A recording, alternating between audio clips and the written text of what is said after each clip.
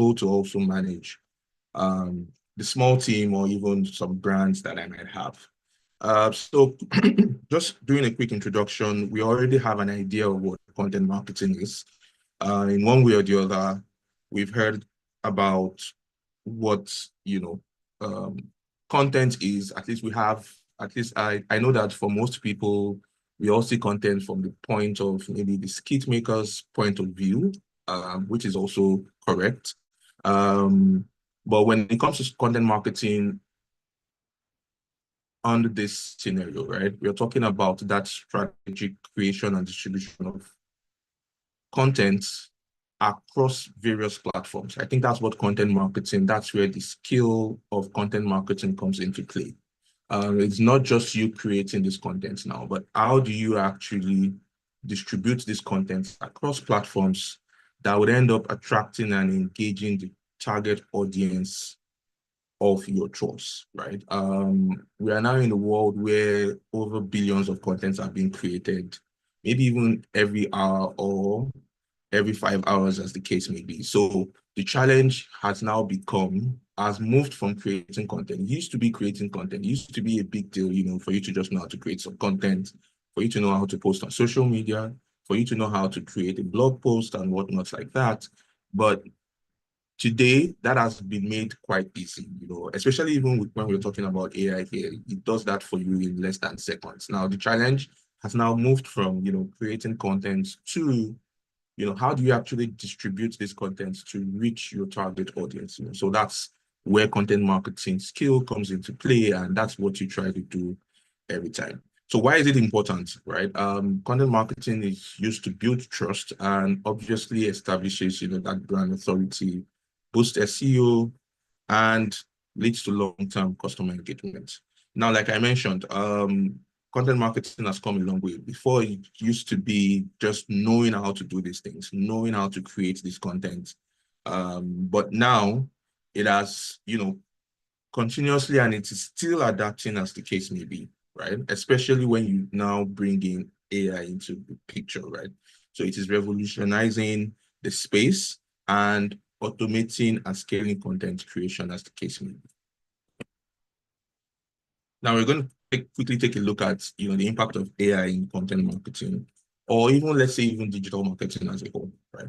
So when we're talking about AI in content marketing and digital marketing, we'll be looking at those key areas where AI has driven the most impact when it comes to content creation, right? We are looking at these three major areas as being the areas that have been affected the most when we talk about AI, right? The first is personalized recommendations. The truth is AI has been in the process for many years. I'm sure most of us will not be surprised about that. But all of these brands, especially those brands that are behind the big AI tools like, let's say, ChatGPT or, the Google Gemini and whatnot like that, they have been creating, or they have designed their platforms in such a way that every day they keep trying to improve on how personalized their platforms can be, right? Every single day, Google or Microsoft or any of these big guys, they keep coming up with new strategies or new improvements or new innovations in such a way that would be able to address everyone's, challenges in their own unique way, right? My own challenge is different from another person's challenge, right? And that was what gave birth to the whole essence of AI as it were. So personalized recommendations has been the key driver of artificial intelligence because it's coming to, solve problems that are related to you and you alone. And that's what they keep trying to build on over time. Now, where they are also going with that in terms of personalized is for these machines to be able to think like humans, right? So the more they understand you, the more they are able to also operate on their own. So you can see that when you look at the whole thing of where it started from, it's about just creating content specifically for you as a person, me as Hakeem. IO as IO, that kind of thing. So personalized recommendation is one of the biggest, or is the biggest impact that AI has had on content marketing, as it were. Then we now move on to content generation. So after understanding who I am, how do I generate content that will be applicable to me? Again, it has to do, everything boils down to you as a person. Everything that AI is doing boils down to everybody individually, as the case may be. So it helps us to in copywriting, image creation, video production, as the case may be. Then when I create content for you, I've been able to understand you, create content for you, and at the same time, I should be able to use the data sets that I'm getting from these two previous impacts to predict how you would behave. So human behavior is also one of the key things in driving a very successful content marketing strategy, right? You need to be able to predict how your audience will react to the kind of content that you create. And that's exactly what every AI tool is trying to do. If you took this step, you took step A and step B, then I should be able to correctly predict that this is this next step you're going to take, right? And this is also coming from what we call that digital footprints or breadcrumbs, as the case may be. So for everything that we do online, we are leaving some sort of breadcrumbs in such a way that allows the internet to understand us better.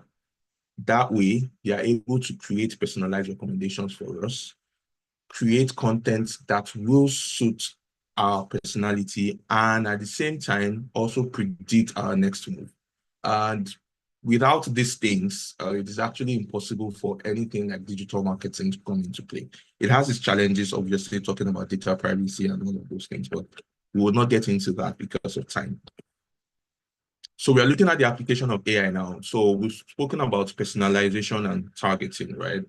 So this is, just because you have a tool that has been able to understand who I am, it is easy for you to now target me in your marketing, right?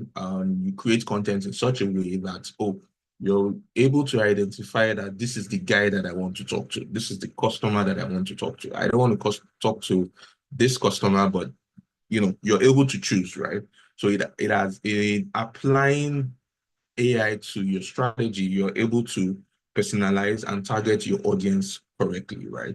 Another thing is, chatbot, customer service, this is not really related to content marketing, but it's also one of the most ways that people are actually using AI. This has also been in play for quite some time before AI became a big deal. You have chatbots just responding automatically to your inquiries when you use platforms that have all this kind of things on their customer service side of things, on their customer service platforms.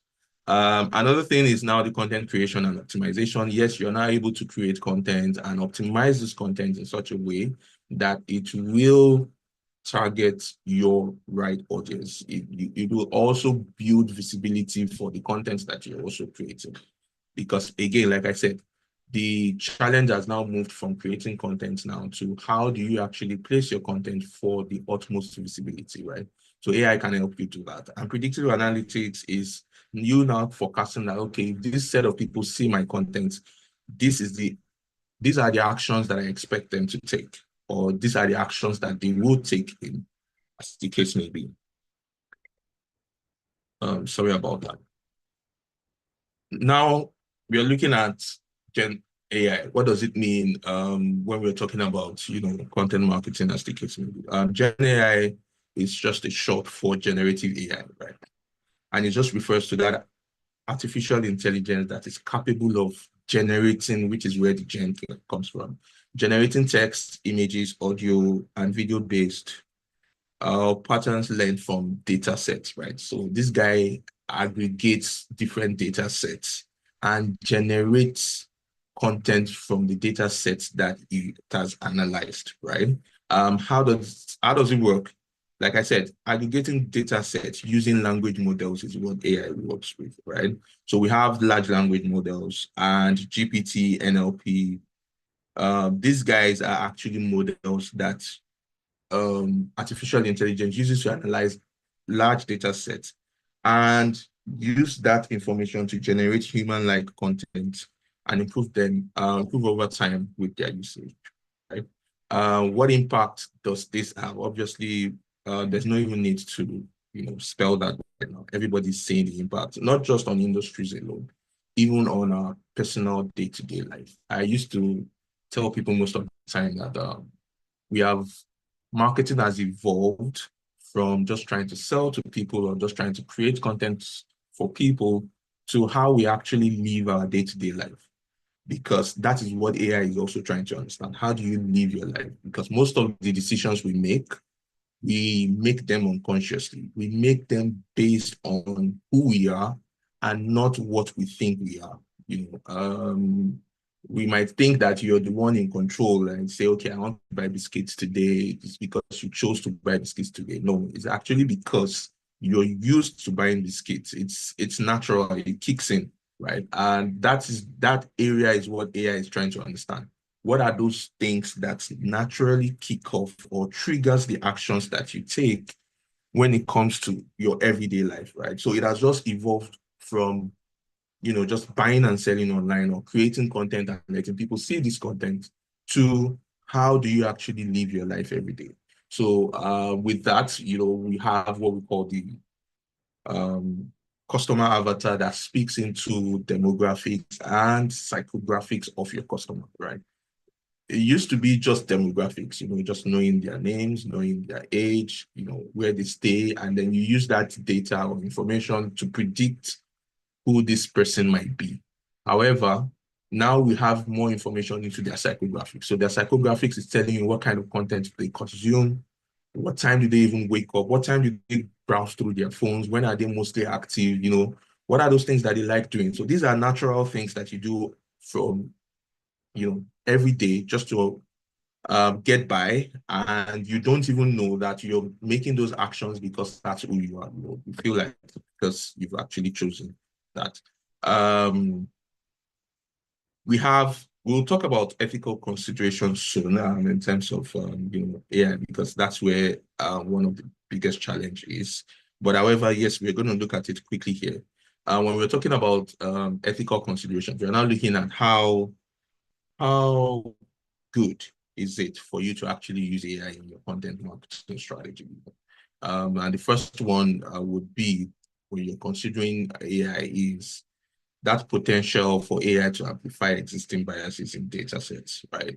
We are not actually sure, at least from our own point of view, we are not entirely sure how AI actually decides to give us the results that it gives us, right? What are your bases, and it is out of people coming out to express this challenge. One of the things that they've done, or one of the things that AI is doing to improve in terms of the kind of results that it gives to you, is to tell you where it's getting his information from.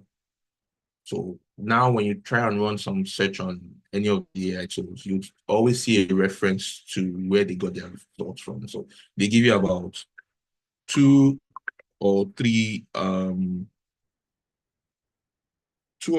options telling you that this information that I've given to you is actually pulled from these three references, right? So that way you have an idea of where that information is being pulled from, and it also shows some sort of authenticity to the information that is being presented to you. We also have privacy. How do they actually get this thing? How do they get the data that they use? Privacy is always a big deal in digital marketing, but the truth is, for it to work, there would always be an element of breaching people's privacy, because if not, like I said, there would not be anything like content marketing. Because if you don't know how I think, if you don't know what I do, if you don't know how I, browse the internet, right, it is very hard for you to just sell to me or create content that you think that I would like. So, but privacy would always be an ongoing concern, either now or even in the future, as it has always been even in the past. Right. Transparency is also another thing. You might need that clarity into how AI actually makes its decision. I've mentioned that before. You can look at that same scenario from two angles of biasness and transparency. Are you sure that AI is not giving one more attention over another? Or are you sure that the AI is not, for example, if you're using ChatGPT, knowing fully well that it comes from Microsoft, are you sure it's not giving Microsoft products more attention rather than other products that is coming outside from the Microsoft software and whatnot, corporations and whatnot like that? So those are the things that what considering as the case may be. So we're jumping now into, leveraging AI for content development. So we have the first one that says, audience segmentation. Before you create any content at all, right? The first thing that you need to do, which is not probably on your screen right now, but I always tell people, anything you want to do in marketing, and I think it has also been something that we've been preached to about for years, is that concept of always knowing your why. Why are you actually doing this, right? So before you create any content at all for any marketing piece or for any content or digital marketing, anything at all, you need to understand why you're doing this. What exactly is the goal that you're trying to achieve? So as soon as you are able to establish that, then you're ready to build whatever it is that you want to build, right? So the next thing you now think of is, who are you creating this content for, right? And that's where audience segmentation comes into play. So you can use AI to actually analyze data sets to identify key audience segments. You can use ChatGPT to give you a typical demographic and psychographics of a typical customer, of your typical customer, based on the kind of information that you give to it, right? So the next thing is, now that you have identified these guys, these customers, right? What kind of content do they consume? And that's where topic research now comes into play, right? So, like I said here, AI-powered platforms like SEMrush and Phrase, them, they can help you to identify high traffic topics, relevant keywords, and competitive gaps that you can use to creating your content across different platforms, right? Either you're using social media or you're using websites or you're using emails or anything at all. You can always use AI to do a very strong topic research, even if it's on YouTube too as well. Before you create content for YouTube, it's always good to run, your topic research. Then once you have that, then you can now move into the content brief that actually introduces you to how you're going to create that content, right? This is speaking into content structures, basically. When you're actually creating content, you need to determine the major highlights of your content. And these highlights should be what your audience are looking for. They should come from the topic research that you have done and that you're bringing into your content, so that this content that you're creating is well optimized for these guys as well. So you're looking at, like I said, generating detailed briefs that outlines content structures, tone, and objectives, so which will help you save time and improve your focus in what you're writing. So you don't just write off your head, because you might be writing out of focus, especially out of focus of what your audience would actually love to see. Then finally, we have the predictive performance. 1 second, guys. So we have the predictive performance, where AI predicts how well content will perform based on factors like SEO, user behavior, and historical data. So we've spoken about all of this, and these are the things that you can leverage AI for when it comes to content development, right? I hope I'm not going too fast. If you have any questions, you might just pull me back. There are actually several tools, obviously, that you can use to create content when it comes to content marketing. Not just creating content alone, you can even use them to analyze your content as the case. And there are countless of these tools. In fact, most of the time, if you're like me, which I'm guessing, you're overwhelmed with how many tools you need to catch up with from time to time, right? There's so much information. Everybody's coming up with a new AI tool every day, every time. People have even started creating content around new AI tools and whatnot like that. My own trick is I try not to be carried away with all those things. Oh, I see that you can do it. Oh, it's cool. But I still stick to my, to my guys, The one thing you would notice is the world is now a very strong competitive space, right?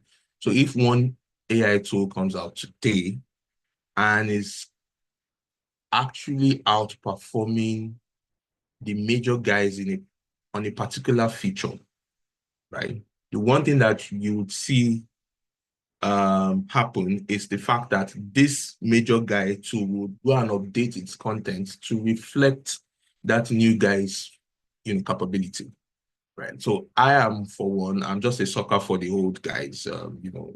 I just tend to use those tools over time, even before they knew that they were AIs. And now that they're now preaching, oh, I'm now an AI tool and whatnot like that, I still stick to them because these guys do almost everything, right? And it speaks into my choice of AI tools that you're seeing there. Apart from the ChatGPT, Google Gemini, you can either use any of these other guys for different things. Now, SEMrush is like a complete tool, right? An SEO tool that does everything from SEO to content marketing. Like, you don't even need any other AI tool if you have the SEMrush. But obviously, because it's a premium version, it's a premium application, you might say you're saving cost and you don't have, I think it costs about $128 every month. You might want to save cost and say, hey, I don't have that kind of money and whatnot. But if you are able to actually raise that, SEMrush is actually a very good tool that you can always use. There are others too as well in this category that you can use as well. We have ChatGPT and Google Gemini, which those two things are they are free. Obviously, they have their pro version, but you can use their free version to do as many things as possible. You just need to know how to put in the right prompt. We have Phrase. Phrase, what I love Phrase for is it creates outlines for your content, right? Based on data sets. So if I decide that I want to write on, say, web development today, Phrase will help me identify key major topics that I can address in my content based on historical data. So it's telling you that if you want to talk about website development, talk about, let's say, what are the applications being used in website development because it is what is trending right now, or because this number of people are actually interested in this particular content. So you might want to add that to the content that you're creating.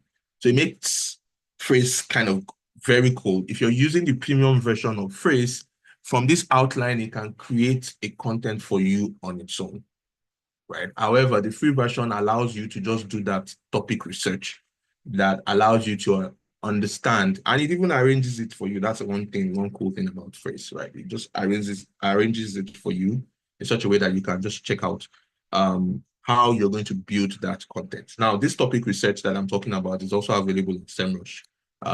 If you, like I said, SEMrush is just like a go-to-market one for all, something that you can use from time to time to always improve the efficiency of your content. Jasper is used primarily for writing. Obviously, it's kind of growing in terms of uses, but primarily you can use Jasper for AI writing. It's also a premium version, so you might just want to say maybe stick to ChatGPT or even Gemini to do your content creation. Then undetectable AI is one of the things that we find ourselves, which is also as a result of the limitations of AI that we have today, is you don't rely on AI results 100%, right? In fact, my roadmap to creating a content is the very first three steps to creating a content is done offline, right? You're not using any AI, you're not using anything to do all of these things, right? You're using things that are actually coming out of your head. So that way, you're feeding AI the right information to give you that desired result that you want. If you, however, skip those first three steps, what will happen is you would find yourself, or you might find yourself in a situation where AI is getting the wrong impression about what you want, right? I had mentioned something when we started, talking about how AI is trying to evolve in such a way that it is able to address your concern, you as a person, right? And that feature or that component is the ability of this AI to understand your true intent. So in content marketing or SEO, we have what we call intent, right? What is the intention of this person that is actually running this search or that is requiring this information? It's not about what you write. Before, it used to be about what you tell, what you write, or what you want. Like, hey, I need information on football, for example, right? It is left for AI to now understand based on who I am. Am I talking about football in terms of soccer, or I'm talking about football in terms of American football? Which one am I talking about, right? So intent is actually that major area where AI is trying to also understand and evolve with over time. So as of today, because of the challenges and weaknesses that that comes with the use of driving AI and all of that, you are advised that you don't rely or depend on it 100%. Now, where undetectable AI now comes into play is it helps you to humanize any content that you create from AI. So if you create the content from AI, you can use undetectable AI to humanize that content in such a way that, so it creates that content in a way that it uses NLP, which is the natural language programming, right? That's what NLP is. Natural language programming is what helps us or helps you to just naturalize your content to make it look pretty much human, look like human actually wrote that particular content. And that's what Undetectable AI does. There are many other tools for this too as well, but typically, as a content marketing person, just having a hand around all these tools that I have here is a major plus. Now, what are the challenges of AI, like we mentioned? We have, when it comes to creativity and understanding complex contexts, AI does not have that full ability to do that. And that is why most times you might have to query it up to 2, 3 times or even 4 times before it actually gets what you want, right? So, and that's where that offline information gathering, that's where it comes into play. You don't just go and then you need to always give it context to what you want. So you would hear people say things like, if you want to use AI tool, you don't just go to say, hey, create a content calendar for me. I want to run a campaign for maybe Bincom dev, right? I want to run a campaign for Bincom dev. Just create a content calendar for me. Then it's just going to create something for you that might not align with your objectives. But remember, I had mentioned something, your why. You need to tell it that, hey, ChatGPT, I am trying to build awareness for Bincom dev for their upcoming webinar and whatnot like that. Based on this, I'd like you to create a campaign, so that way you have given it context that it was going to use to build the result that you want, right? Now, as much as this is a limitation for AI, it is only a limitation when you don't know how to use it. If you actually know how to put it into play, but majority of people obviously misses that part. And that is why it's been said that you need to be careful. It still struggles with creativity or understanding that complex context. So if you don't give it a context, then you're probably generating the wrong content from it. We also have the second major challenge would now be the risk of over-reliance. Like, yeah, even me, I tend to over-rely on these guys, but there's something I still don't do. My over-reliance does not stop me from still doing my own final check on anything that it brings up, except I am sure that it has correctly, or it correctly understands the context and even the emotional intelligence that is involved in the content that I'm trying to create. So, for example, this is what I do with AI tools sometimes. If I want to create a campaign for someone, I don't just go on to say, hey, create this campaign for me. What I do is I actually walk the AI tool through my thought process. So remember I said something about starting with your why. So instead of engaging it straight to say, hey, give me a campaign, I engage it starting from that why, that, okay, what would you think would be my objective if I decided to start a restaurant today on the island, right? What do you think I can talk about, So that way, that's how I actually start using it, right? So that way we kind of have this very cool conversation between ourselves. And then from there, I move to, so based on what we have said so far now, who do you think will be our target audience? Who can we talk to that would help us drive or that would align with the objectives that we have set? Then he gives me that again. I look at it. Oh, okay, cool. We're getting it right. Then we move to the next one, right? What topics do you think these people that we have spoken about, what topics do you think they would like? So we actually walk through that process up until the point where I'm now telling it to, give me what I want exactly. So that way I'm sure that it's not missing anything at all in the process, right? So that might be one tip or hack that you can use when you're actually using um, when you're using AI tools, right? And the final one, which is what we've spoken about, I said we're also going to look at it again, is the ethical concerns, right? There are always issues of plagiarism, AI hallucinations like it's here, and the potential spread of misinformation. So you need to be able to manage that tool effectively. The truth is, one of the sweet things about AI's limitation is it is something that is within your control.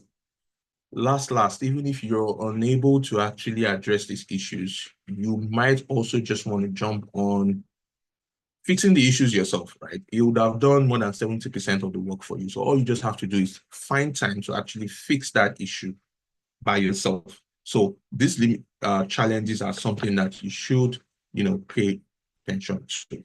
Now, our key takeaway from this is just looking quickly at the best practices for AI-driven content strategies.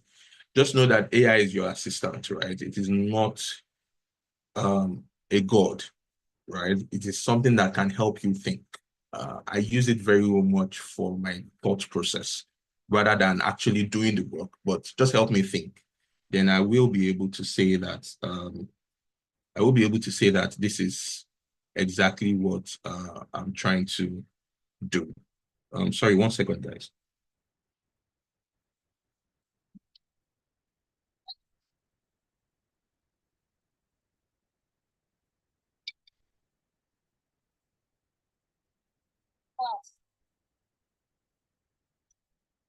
So that's one thing that I'm able to do with AIs, right? So always know that it is your assistant and not a god, that kind of thing, not somebody that you over rely on and whatnot. The other thing is you should always continue to monitor the content that it gives to you, review and optimize where needed, right? Before you even start using AI at all, you must have known how to optimize the content that is being brought, that is being generated from it, as the case may be. Then you also have to stay updated.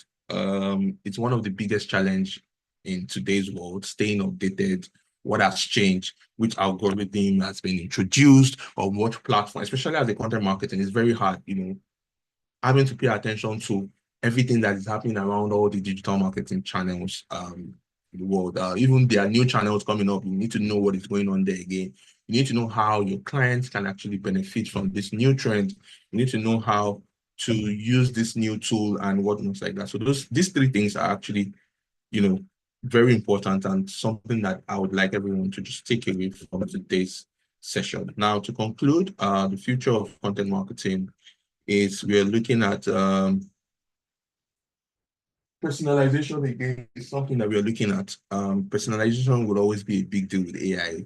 especially from now to maybe the next decade or two, because it is yet to fully understand how humans think. And that is the goal.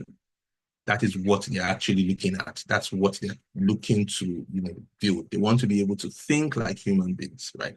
So they are still very much at that initial stage of understanding how humans truly think, right? And like I said, yeah, one thing that they would be able to do is, instead of just using historical data to give you results, they will be able to give you results based on real-time experiences or exposure, right? So with time, we'll get there, but obviously right now, we're not there yet. New content formats is also another thing that AI would also be looking at, trying to, I think it's already happening though, trying to do, create more experiences in AR and VR. We're already seeing such things already playing out in games and whatnot like that. And then we have that human AI collaboration.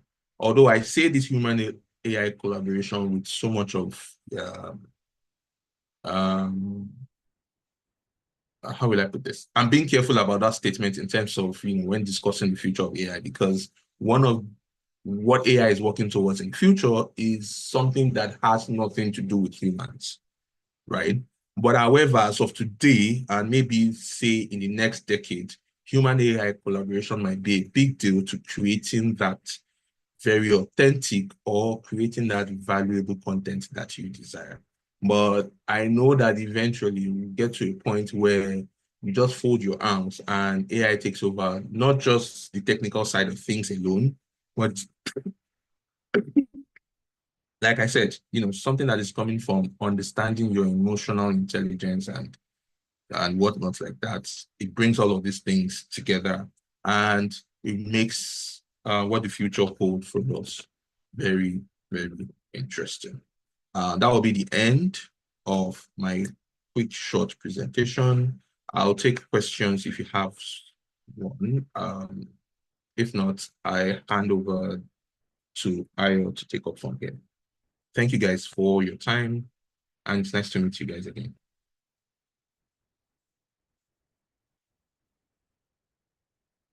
All right. Thank you very much, sir, for your presentation.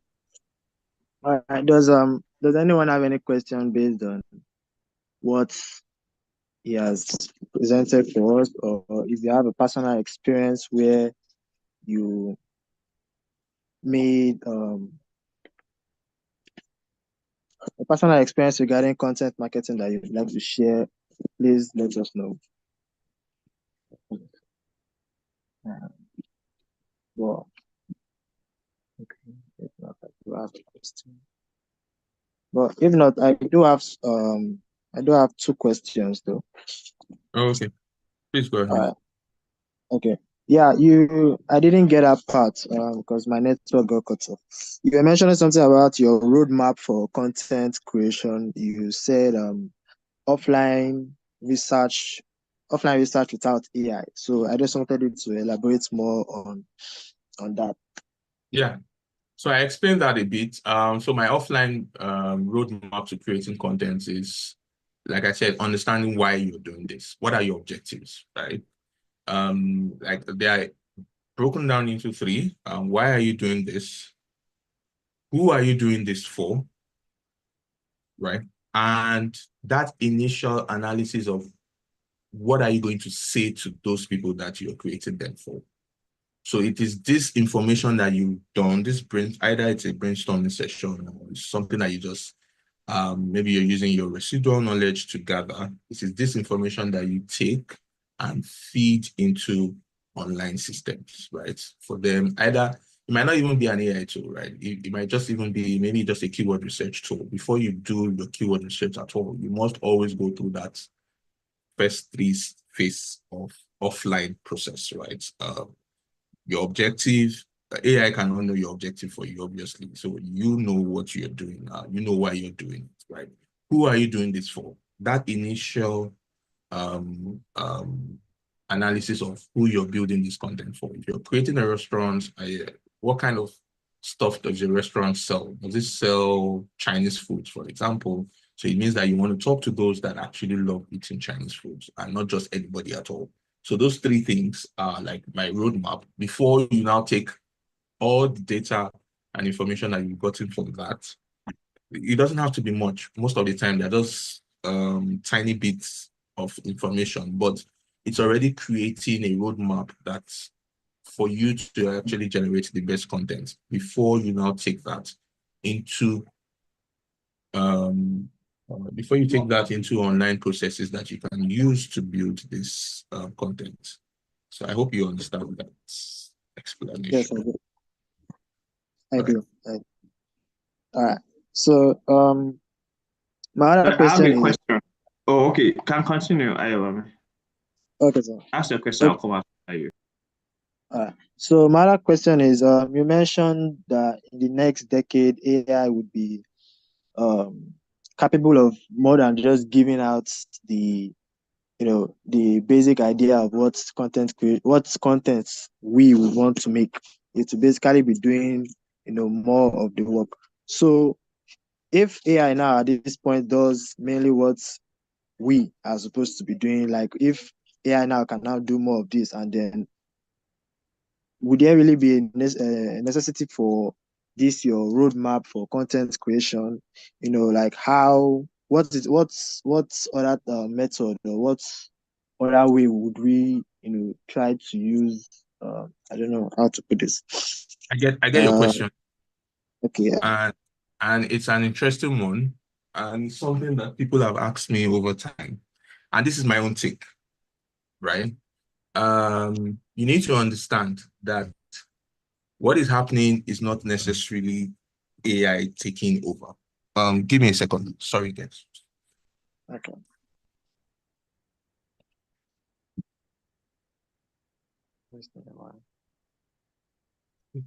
I needed to shut off some distractions. Okay, cool. So you need to understand that what is going on is not necessarily AI taking over now. What is actually happening is humans trying to live like an emperor, right? We want to get things at tip of our fingers. Now I'm going to let you in on, it's not really a secret, but what people are not quite aware of, right? Even you as a digital marketer today, even before AI is whatever AI is, right? All of these platforms and tools that we use today, they are not built for digital marketers or content marketing managers or SEO specialists. No, the idea for Google creating anything for SEO or ChatGPT creating language models or anything like that, especially when it comes to marketing, they are not built for marketing professionals. The way these platforms are being built, they're actually built for everybody.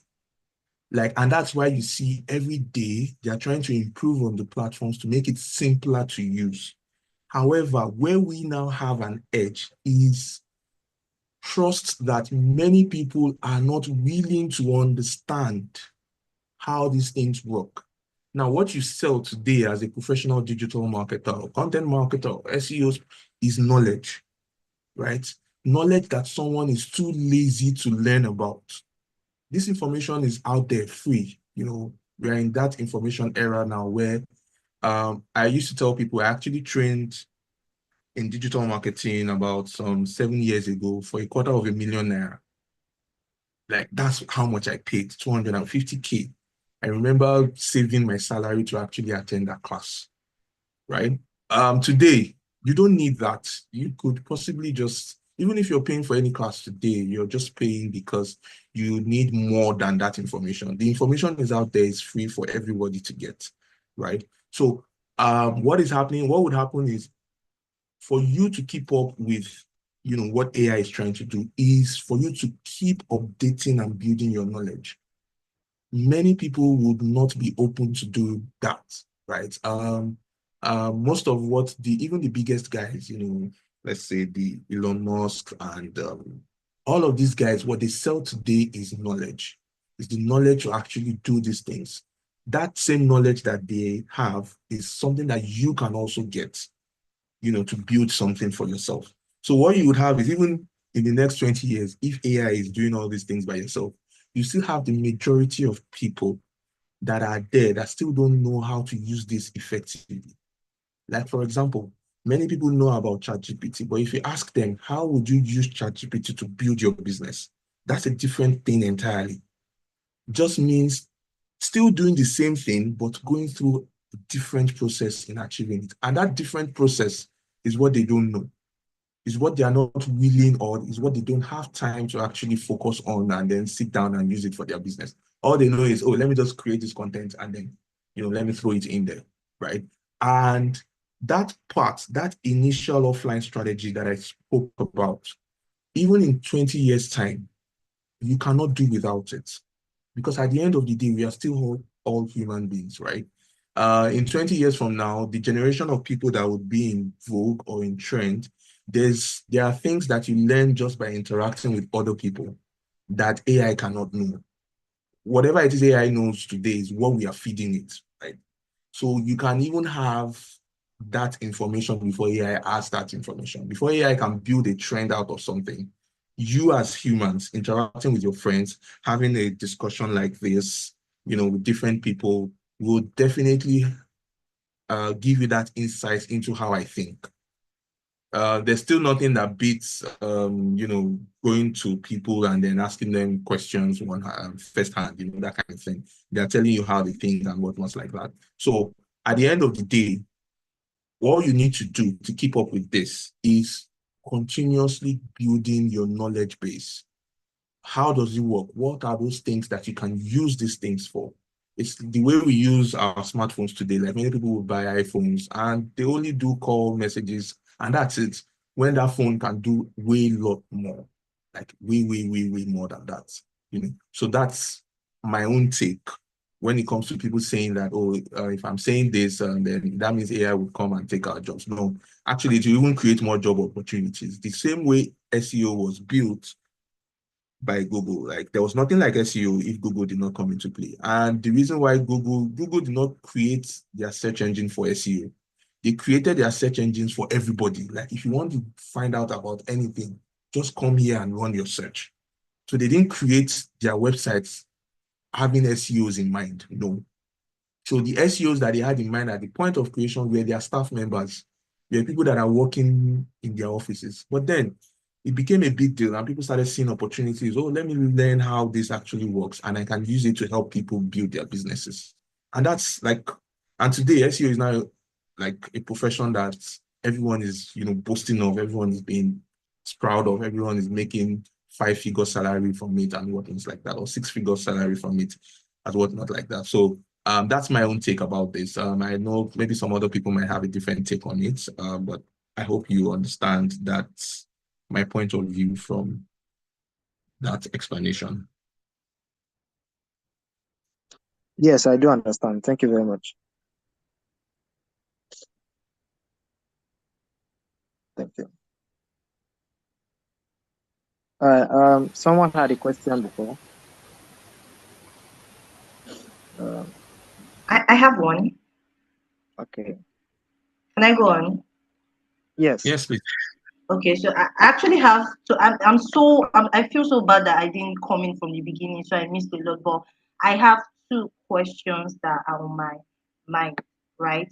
So you talked about context and all of that, which I understand because I use AI too.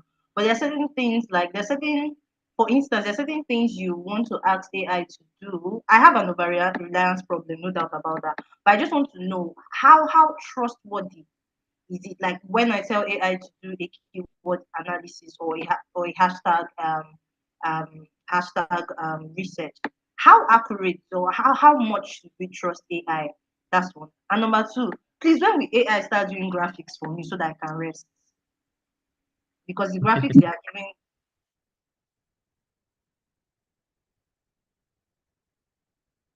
Are you it's still not there? giving at all. It's not balance. Yes. Okay. Yes, I'm still Um, here. I think I missed you for a few seconds, but I think I get what you're saying. We kind of like addressed that a bit before, but yeah. So how trustworthy are the results that you get from AI? From the top of my head, I'll tell you they are not trustworthy. No. Does it mean that you cannot use them? You should actually, or you can actually use them. And the only way you can use them, I'm going to share a bit of experience soon enough. The only way you can use them is just by cross-checking what they have. Now, I used to work for a sports brand, and these guys were, in the US, and they were talking about this ice hockey games, we don't do that here in Nigeria. I have no idea about the rules of the game or anything like that. So I was supposed to come up with like a review of a match that happened over the weekend with some of the teams in ice hockey, right? And I just told AI, obviously, that's the easiest way to go, right? Just write something for me about this. And lo and behold, it created this content so sweet, so smooth, but I don't know where it got the data from so I would say maybe 70% or maybe 80 or even 90% of the content was true, right? However, there are some elements in that content that even destroys every good that it has built over time. For example, what he did was for the guys that actually maybe scored in the match or something like that, he was giving me a different name entirely from somebody that has already retired from the team, right? I had submitted the content before. The feedback that I got is, how would somebody who had retired from the team some years ago score over the weekend, right? So when you see even that small, tiny bit mistake in your content, especially as big as that, it is small when you compare to the entire content, but that information is very, very vital. Then it invalidates everything else that you have there. You definitely second guess yourself around that piece of information. Like, if you could go and give me a name of someone that has retired some maybe 5 years ago, how am I sure that everything that you're saying here is even true in the first place, right? And I think then that was even, I would say, in the early days of, using AI tools and whatnot like that. However, one of the major improvements that they've made, like I mentioned, is they give you reference to where they are getting their information from, right? So when you actually run anything on AI tool now, you at the bottom, you'd see reference like, hey, this piece of information that I've given to you, this is where I actually drew this piece of information from. So it's left to you to now check those references, right? You might not need to even check the results now, but for you to confirm the authenticity of what they have given to you, check the references to see that those references are current. Because again, when it comes to optimizing your content, you even tend to optimize your content better than a content that is current, right? A good example would be, I'm going to use sport again as maybe. So every year, you always have, in football now, you always have teams play against each other every year, right? So there's always a Chelsea versus Arsenal every year. Now, if I have a sport column online that has built its authenticity over years, right? And last year I wrote about Chelsea Arsenal. And this year, right, I did not write about it, but it then happened, let's say yesterday. And you as a new content, you are writing your own content around Chelsea versus Arsenal today for the match that happened yesterday. Trust me, if somebody is seeking information around Chelsea versus Arsenal, my content might still be considered more relevant than yours that you just created today. Now, does that make it right? No. But I have built over time the expertise, the credibility to outshine whatever current information or data sets that you have. And that is what happens most of the time. Optimization gives you that visibility, but does it mean that it is authentic? That's a different ballgame entirely. And it's also another area where all of these platforms are working to encourage everybody to make sure that they are timely in their content delivery, and you're also giving factual information. So I think just to address that trustworthy part, those are the ways that you can look at it. I'm saying no because I'm telling you that for everything that AI gives to you, you need to cross-check, especially if you don't use the roadmap that I said. Because even when you use the roadmap, at every step, you're actually cross-checking the information that is given to you and making sure that it aligns with what you have in your head before you move to the next step. So that's how you actually do it. So if you work together with it, then you're sure that it's giving you what you want. Your second question as to when will AI tool work on graphic design? I think they're already doing that. They're already doing that. Even It's terrible. ChatGPT. It's terrible. Yeah, oh, it's Actually, terrible. Yes. Yeah. You're right. It's terrible. But I think more recently, like this presentation that you're seeing right now, I used Canva to do this, though not the AI tool now. But more recently, I think Canva has announced that they have upgraded and their AI results are now even better. I've not tried it before to know how far that is true, but I understand that pain point. Like, yes, they can be very terrible. I don't even bother using it for now. But hey, there's still guys like Midjourney, depending on the kind of content that you want to do. Guys like Midjourney, they actually give you very, very cool. If it has to do with image, I think they've gotten that right. It's probably just creative design that is left for them to actually work on, right? But when it comes to image creation using AI, they've gotten that perfectly right. Like you can use Midjourney, you can even use there's a Facebook AI tool for images too as well. It's called Imagine Me. Yeah. So you can use Facebook Imagine Me to also build something very cool set of image like that. But in terms of creative designs, then yeah, I think they are still coming up. But trust me, you don't even have to worry about that. I'm sure in no time we'll get to a point where, and they're already doing it for websites, say for example, like you could use AI to build websites, and the website will be very cool and I very can't wait. nice. So Thank you so much. just take your time. Cannot Yeah. wait. I have another question. But Oh, you Um, still have another uh, question? please hold on. Is Miss Olajumake, are you still here with us?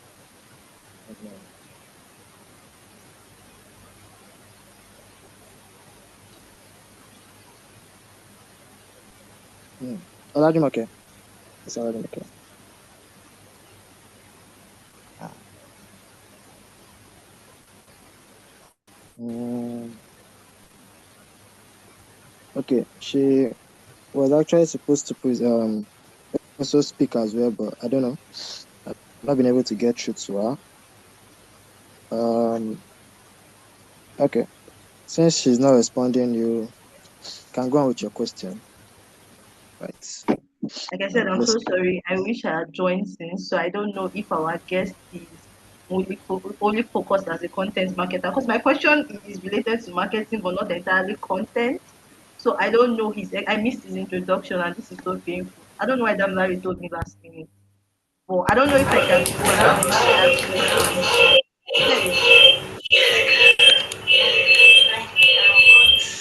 Okay. Okay. So I don't know Go if on. can I go ahead and ask questions Yeah, the yeah, you next can person go Hello. ahead. asks? Okay, because Hello. that's what I'm struggling with now. I just want if you can when you're running ads, can you give me tips on how to run Google search ads well and know that I'm maximizing money and not wasting their money and I'm getting results? Can you give me tips on how to do that? I would really appreciate it. So, as sweet as that question is, just like you said, it is out of context, and Yes, I know. we would not want to dive into that right now. Okay, I can understand that. Thank you. Yeah.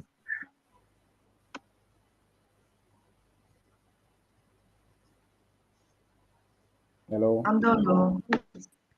Hello. Yes. Okay, good afternoon. Good My afternoon. my question is about okay, when you look at the market or let's say tech generally, maybe in the US, and you look at that of Nigeria, and we have the same AI for both markets, you understand? Now, can I say that because our reaction to hello, can you hear me? Yeah, please go ahead. Go ahead. Okay, now our reaction and the way our market behaves, can we say AI will give us the right answers when we question? Because when you look at, I cannot compare the American market or another market to that of Nigeria because Nigerian market is something else entirely. Now, so when I decide to do something on content and I ask ChatGPT or any AI to do something for me, do you think AI will give me something very specific to to uh, to the Nigerian market? Like, do you think I can rely on it? All right. All right. Thanks for that question. It's actually also a very good question. Yes, so your answer is yes, actually. Something that the AI also does is remember we had mentioned in the class, they actually aggregate data sets to give you information. Now, another thing that you might also need to know is they aggregate data sets from search engines, right? Aside from, say, websites, they also aggregate data sets from search engines. And one thing that search engines have been or have evolved to be able to do over time is to give you results based on your location first, right? So if I'm using Google here in Nigeria and someone else is using Google in the US and we search for the exact same thing, we will get different results. That's one. Two, remember, we also spoke about AI personalizing information, right? So by personalizing, remember you've registered, it knows where you are, it knows your location, it knows what you do, possibly as best as it could. So aside from search engines, it's also profiling you as a person to give you an answer. And you as a person, at the time of running that search, might be in Nigeria. And so, yes, it assumes that whatever information that you're looking for is related to the Nigerian market.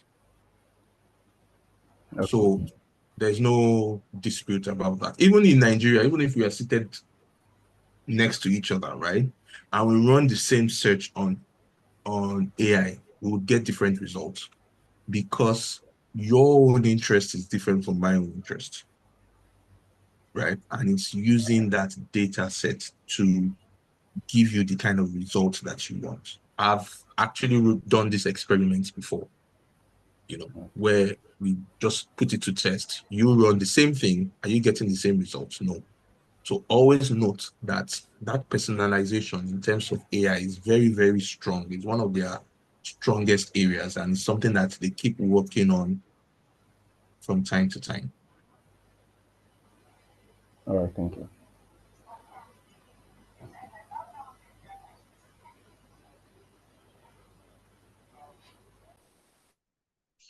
All right. Thank you very much for. Thank you all the audience for your questions, and Mr. Akin, thank you for your wonderful replies. I'm pretty sure I'll be able to touch in on what it is the question that everyone has asked for. I'm sure I'll be able to give an insight on what it is they want to know. So I don't know if Olajumoke is back, if she can go on.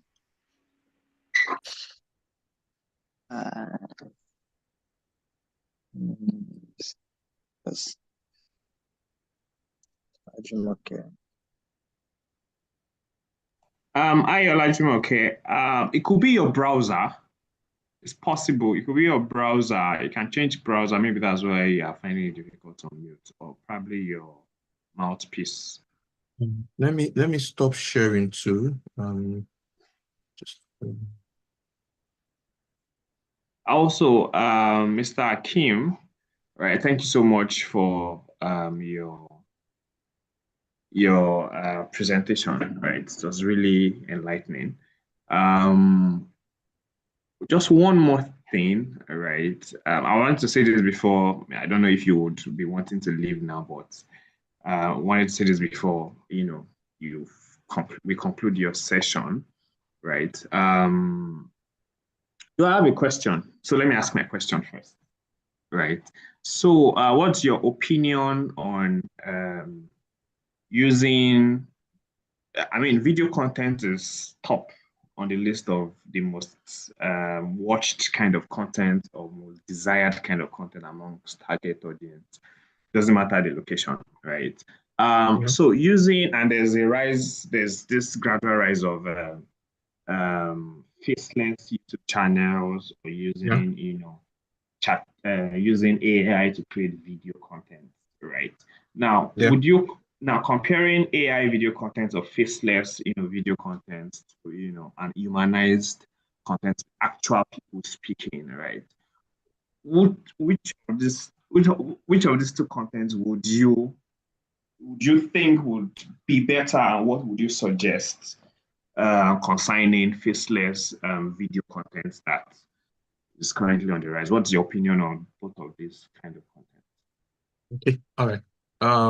So the thing about the faceless form of marketing is just an alternative, right?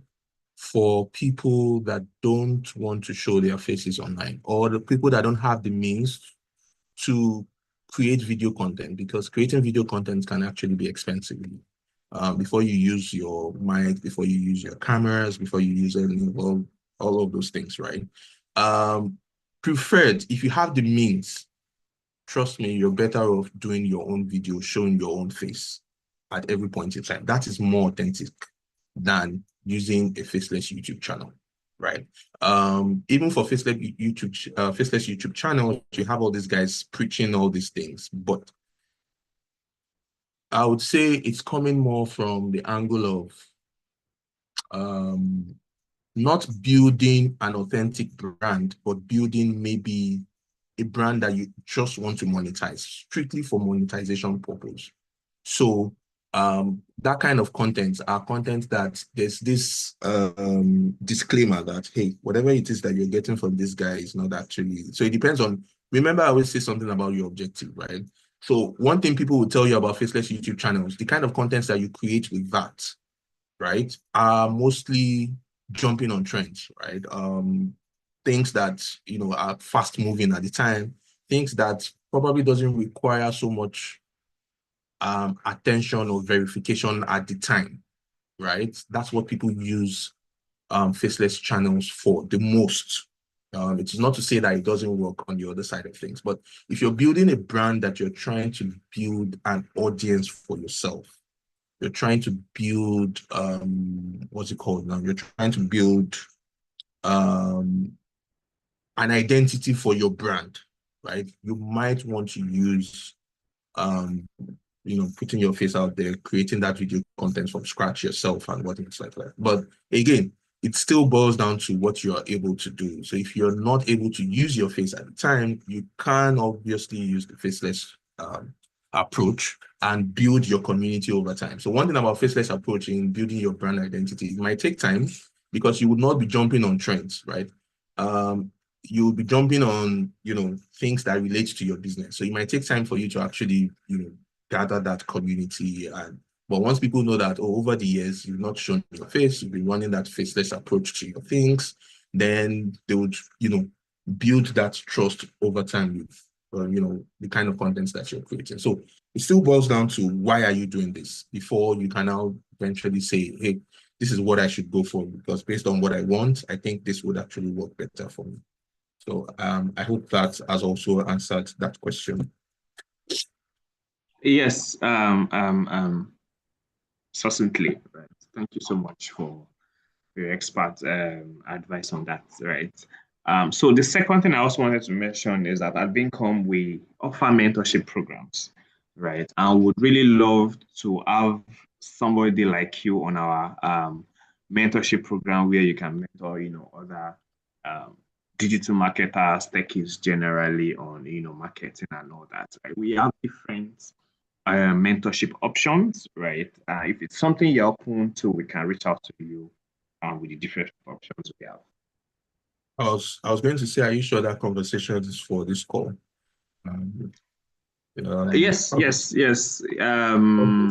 Or have you signed up for our mentorship programs in the past? I have not done anything in the past before. with you All guys. right. So Okay, obviously, we can reach that out to you. conversation, you can hit me up and then we can have that conversation.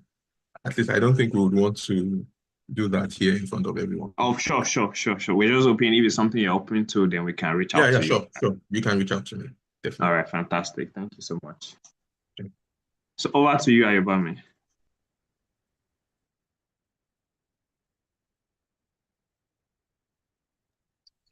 Okay, yeah. So, since there are some technical issues with Olajumake, I would have really loved if she could also share some insights on the topic at hand. But I do appreciate Mr. Kim for all he has said, all the questions he has asked, answered, and the time he has given us to do this presentation. So, I don't know, Olajumake, if I don't know if you've been able to sort out your issue, because I would actually like to be coming to an end to the event. I would have loved if you have been able to present for us actually. But if does anyone have any other question, any other one last question we can take up before we call it a day?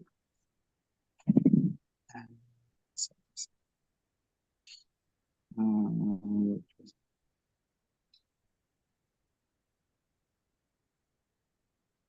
sorry. Um,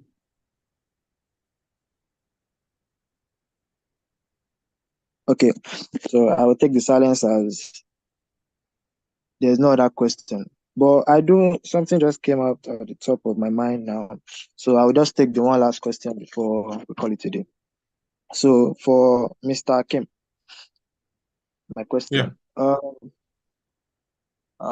So you mentioned something about the content creation, using the right tools, the right messages, how you are going to create your roadmap and everything. So let's say, for instance, your target audience, because yeah, you mentioned saying that what if the question someone would research on Google from Nigeria or in another country would be different. What would come up would be different. So how would you use content? How would you use content marketing when you're creating this content for, let's say, a global audience? How would you go about, pushing out this content so that not just Nigerians would be able to see it, people from outside country are also able to see the same information when they type their search on Google or any other platform? Okay. I think your question is kind of like broken down into two major parts, right? So there's the part where you're creating a content for a global audience, right? Yes. And there's the part where you're actually creating content for not global audience now, but for foreign audience. So by foreign, it means you're probably in Nigeria and you're creating content for someone in Ghana, or you're trying to create content for someone in the US and whatnot. So there are two different things, right? Exactly. So I wouldn't be so sure which one you want, but I'm going to give like quick answers to both because again, the truth is that takes another level of expertise, right? So the first one actually speaks into what we call international SEO, right? So you have a website that is trying to rank for keywords globally.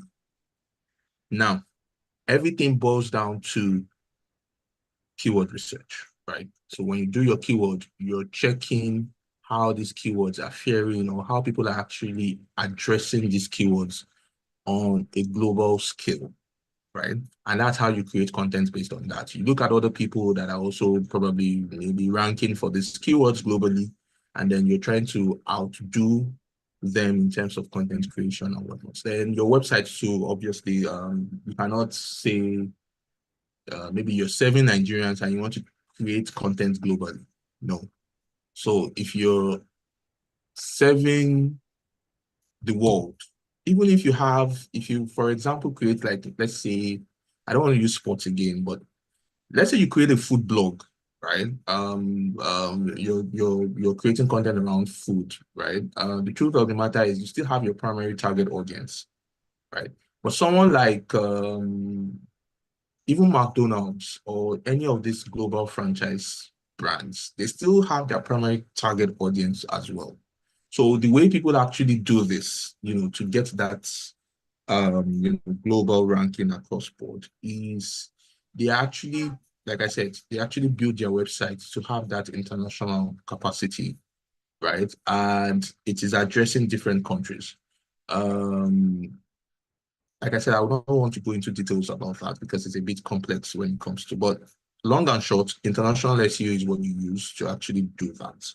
Now, but when it comes to trying to build content in Nigeria for, say, someone in the US, it is still the same approach, still the normal keyword research, still the normal approach that you take to the international guys.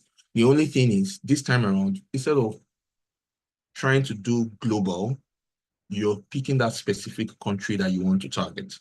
So, for example, these tools allow you to choose your countries of choice. So if you're using SEMrush, for example, you can say that, okay, you want to do a keyword research based on global outlook. And if you're using the same SEMrush, you can say that you want to do keyword research only for the US markets. In fact, you can go as far as going to a particular state in the US, the same way you can go for a particular state in Nigeria when you use these tools.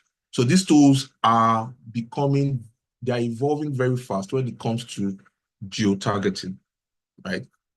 They are taking locality into cognizance a whole lot, like making sure that you're getting accurate results based on your locality, right? So there are other ways, other hacks or other tips that you can also use to do that. Especially, for example, you want to see, like I mentioned, if you run the same search in Nigeria and run the same search in the US, you're not going to get the same search results. How do you see the search result page, the Google search results page of somebody that is in the US sitting right here in Nigeria? How do you see it from here, right? Like I said, there are tips, there are hacks into doing all of those things, but we will not go into that here. So those are just, the two basic ways of addressing that question that you just asked. All right. Thank you, sir. I noted down everything you said. All right. So all right, thank you very much, sir. Thank you very much. Yeah, I appreciate everyone who came to join this event, for everyone, and I hope you are able to derive some sort of insight, some sort of information from everything Mr. Hakim has said. And I'm hoping you'll be able to put that to use and try to improve yourself in whatever content you're trying to create, be it personally, business-wise. So thank you, everyone. So that will be the end for the event for today. All right. All right, thank you, guys. All right, thank you very much, sir.